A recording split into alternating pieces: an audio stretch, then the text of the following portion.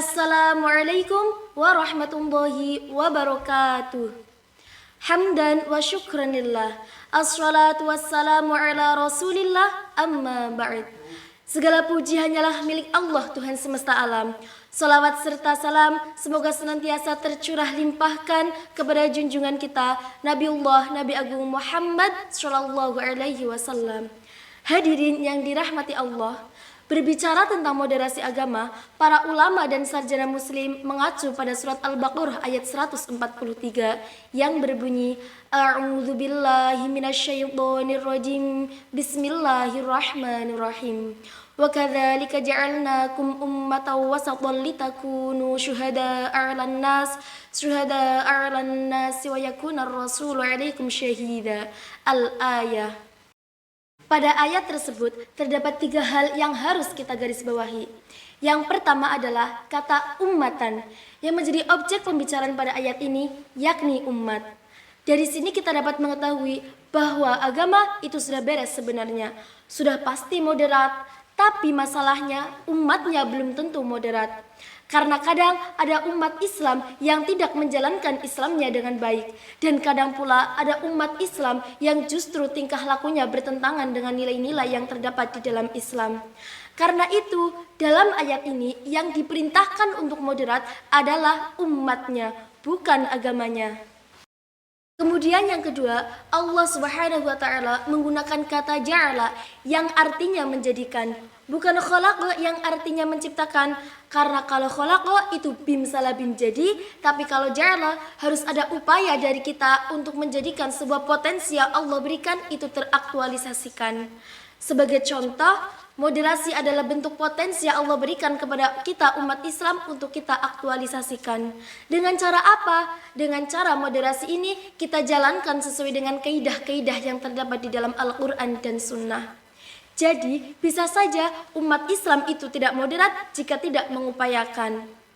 Yang ketiga adalah kata wasaton yang artinya berat. Jika bisa diibaratkan, wasit itu harus moderat. Moderat juga memiliki arti tidak berlebihan. Karena innallaha la yuhibbul musrifin, yang artinya sesungguhnya Allah tidak menyukai segala sesuatu yang berlebihan. Nah, yang kedua, moderat ini atau wasatiyah yang artinya wasit. Wasit itu selalu berada di tengah, menilai dan melihat segala sesuatunya dari tengah. Jika ia tidak melihatnya dari tengah, maka penilaiannya akan bias. Misalnya, orang yang melihat gajah dari depan, dia akan mengatakan kalau gajah adalah hewan yang besar yang memiliki belalai yang panjang.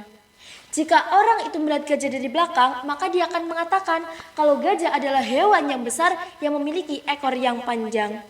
Dan ketika pendapat mereka berdua disatukan, akan terjadi perbedaan pendapat yang akan menimbulkan permasalahan atau bahkan mungkin pertikaian. Berbeda dengan orang yang melihat gajah dari tengah. Orang yang melihat gajah dari tengah, pasti dia akan mengatakan kalau gajah adalah hewan yang besar yang memiliki belalai dan ekor yang sama-sama panjang. Namun, bukan berarti dalam bersikap, dia harus berada di tengah. Karena orang yang moderat selalu berpihak kepada yang benar. Maka dari itu pula, orang yang moderat disebut juga sebagai orang yang adil. Adil yang dimaksud bukan berarti sama dalam bersikap, tapi adil yang dimaksud adalah bersikap secara proporsional. Ketika dia berada di tengah, kemudian kebenaran ada di kanan dan kesalahan ada di kiri, maka tugasnya adalah pergi memihak kepada yang benar dan menjauhi kepada yang salah. Itulah moderat. Dalam hal ini, saya berpihak kepada kamu karena kebenaran. Mungkin dalam hal lain, jika kamu salah, saya akan menegur kamu. Karena manusia, kadang dia salah dan kadang dia benar.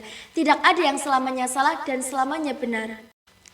Nah, itulah moderat, seperti seorang wasit yang selalu berada di tengah, menilai segala sesuatunya secara utuh dan bersikap secara adil, secara proporsional.